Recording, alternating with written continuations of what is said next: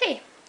Tänases videos näete te, kuidas ma kasutan Water Decals kleepse, ehk siis eesti keeles need vist on vesikleepsud.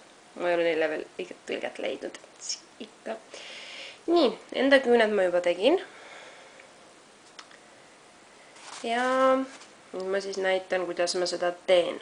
Meil läheb vaja Water Decals kleepse, vett, pintsette ja kääre ja pealislakki. Nii, ja ma näitan seda siis selle küünekatte peal.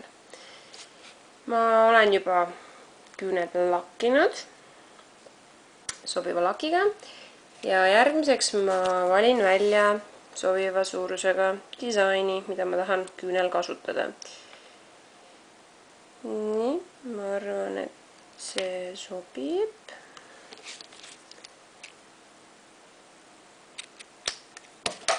Nii, järgmiseks ma panen selle väikse pildikese vette ja ma jätan selle vette kuskil 20–30 sekundiks. Eelmised vesikleepsud, mida ma kasutasin, olid väiksemad ja pidid olema vees ainult 10 sekundit, aga nendega läheb natukene kauem aega. Nii, vaatame nüüd.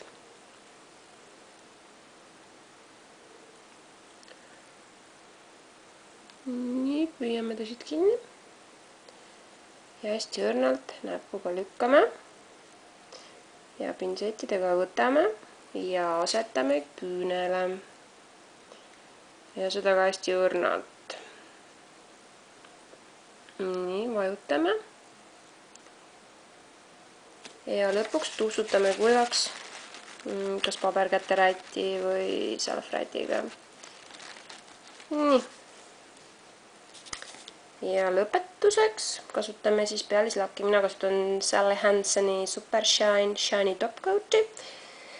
Mul ei ole õrna aimugi, kust seda osta saab või palju see maksta võiks, sest mul on see pealislakk olnud juba kuskil, ma arvan, et 3 aastat, kui mitte rohkem. Ja kuna ma ei ole teda eriti kasutanud, siis teda ongi veel päris palju alles. Nii, ja ongi valmis. Nii et siis nende vesikleepsude kasutamine on tegelikult hästi-hästi lihtne.